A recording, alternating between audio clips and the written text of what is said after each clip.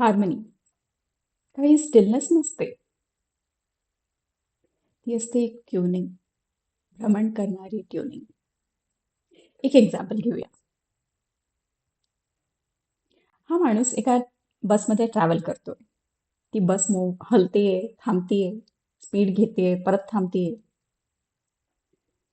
त्याच्या just imagine करा की हा जो फोर्स आहे तो कसा कुठे जातोय. त्याच्या हातातले जे रॉड्स आहेत ते काही शस्त्र नाही आहेत, ते एक पाथवे आहेत. जो पण फोर्स त्याच्या हाताच्या आजूबाजूला येतोय त्या बसच्या हलण्यामुळे, तो फक्त त्याच्या हातापर्यंत सीमित नाही. तो त्याच्या हातातनं जातोय पायांवरती, धड आणि फ्लोर. तर ही सिच्युएशन एका डेंटिस्ट्रीच्या सिच्युएशनला ट्रान्सलेट करूया. इमॅजिन करा एक रिमूव्हेबल पार्शियल डेंचर, आरपीडी. तोंडात आहे, चावण्याचे फोर्सेस आलेत. एक सडन शार्प फोर्स नाही, तर छोटे छोटे रिपीटेड अनप्रेडिक्टेबल छोटे छोटे लोड्स. जर हे सिस्टम रेजिस्ट झालं तर स्ट्रेस कुठेतरी कॉन्सन्ट्रेट होऊन जातं. आणि जर हे सिस्टम कुठे जाऊन ब्लॉक होऊन गेलं तर फेल्युअर एकदम फास्ट पटापट पिकअप करतं. तुटायचे चान्सेस असतात किंवा हर्ट व्हायचे चान्सेस असतात. तर इथे मेन प्रश्न हा नाहीये की फोर्सला थांबवायचं कसं.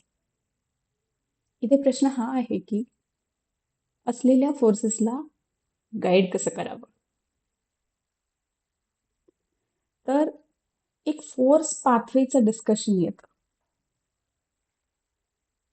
तर ह्या ज्या माणसाच्या हातातला हा रॉड आहे बसमध्ये, हा सिमिलर आहे या सिच्युएशन मधल्या आरपीटीला, जो त्या फोर्सला फाईट नाही करत. ते आरपीडी काय करतं, फोर्सला अँटिसिपेट करतं, डिस्ट्रीब्यूट करतं आणि जे पण काही स्ट्रेसेस आहेत ते रिलीज करतं सिस्टमच्या भोवती. मग ते रस्सीट असो, minor connectors, major connectors, soft tissue, bone, हे सगळेचे सगळे भाग घेतात. ना कोई एक सिंगल हिरो, ना कोणी आयसोलेटेड विक्टीम. आणि हे फक्त प्रॉसिरॉन्टिक्स नाहीये, हे याला म्हणतात फ्लो इंजिनिअरिंग. आणि ज्या सिस्टम्स फ्लोवरती चालतात ते जास्त लांब्या चालतात, कारण की ते जस्ट